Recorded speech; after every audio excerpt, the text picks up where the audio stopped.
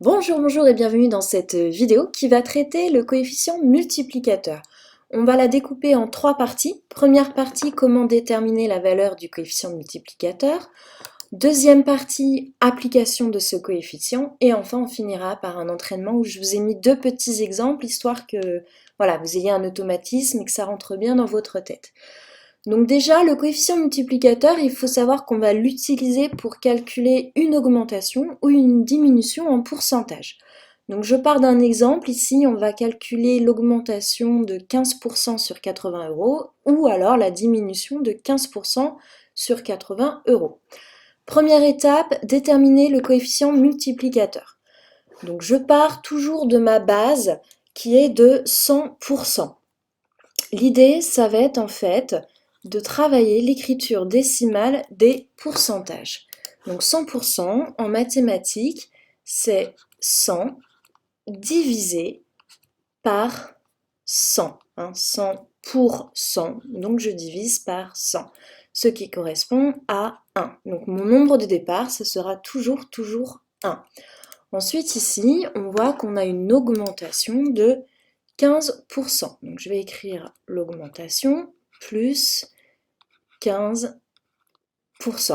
Si j'ai une diminution, ça sera donc moins 15%. Comme tout à l'heure, on va travailler avec l'écriture décimale. Donc 15%, c'est donc 15 divisé par 100. Donc vous pouvez faire à la calculatrice, mais ça se fait de tête. Divisé par 100, ça veut dire que je vais décaler de 2 rangs vers la gauche. On a donc 0,15. Donc ici, de la même manière, 15%, je vais l'écrire en décimale. C'est donc 0,15. Et à partir de là, je vais suivre mon chemin pour déterminer le coefficient multiplicateur. Donc un coefficient multiplicateur, en abrégé, on va l'écrire CM. Ici, je suis dans le chemin de l'augmentation. Ça va donc être 1 plus 0,15. Donc 1 plus 0,15, ce qui nous donne 1,15. Et pour la diminution, donc le chemin, ça va être celui du bas. Je vais donc faire 1 moins, puisque c'est une diminution, 0,15. 1 moins 0,15, ce qui nous donne 0,85. On va donc maintenant pouvoir passer à la deuxième étape qui est l'application du coefficient multiplicateur. Donc mon premier point, c'était l'augmentation de 15% sur, alors attendez que je reprenne mon exemple, sur 80 €. Alors comment on fait? Eh bien c'est pas compliqué du tout.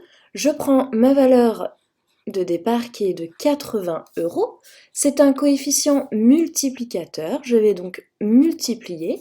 Et pour l'augmentation, mon coefficient c'est 1,15. Donc fois 1,15. Ensuite, vous avez simplement à réaliser le calcul à l'aide de votre calculatrice et nous trouvons 92. Je précise l'unité, euros. Cela veut donc dire que lorsque j'ai une augmentation de 15% sur 80 €, ça revient à 92 €. Pour la diminution, donc moins 15%, je reprends le prix de départ qui est de 80 €. J'applique le coefficient multiplicateur, je multiplie donc par fois 0,85, puisque pour la diminution, nous avons bien obtenu 0,85 pour le coefficient multiplicateur. Fois 0,85. Comme tout à l'heure, je réalise le calcul et on trouve 68 €. Donc ça signifie donc que sur un article à 80 €, lorsqu'on a une réduction de 15%, on obtient un article à 68 €. On va passer aux entraînements. Ici, j'ai une augmentation de 20% sur 15 €.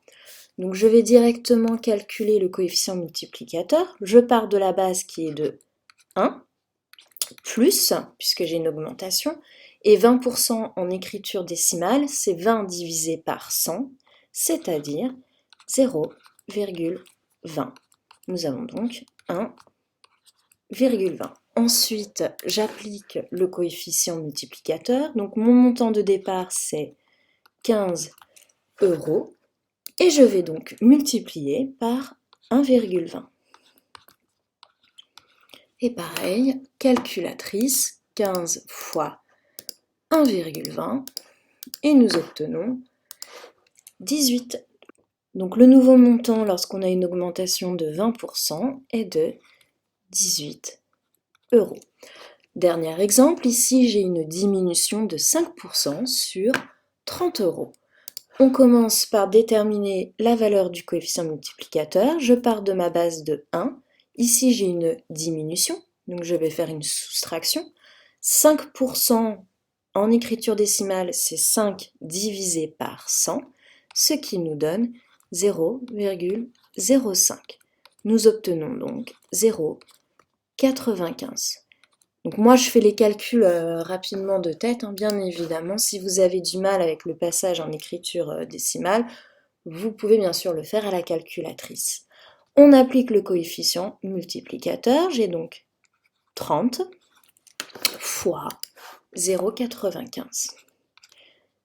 Et ensuite, on prend la calculatrice, donc 30 fois 0,95, et nous avons donc 28,51. Je rappelle bien, nous sommes sur des montants en euros, donc toujours deux chiffres après la virgule, nous travaillons en centièmes.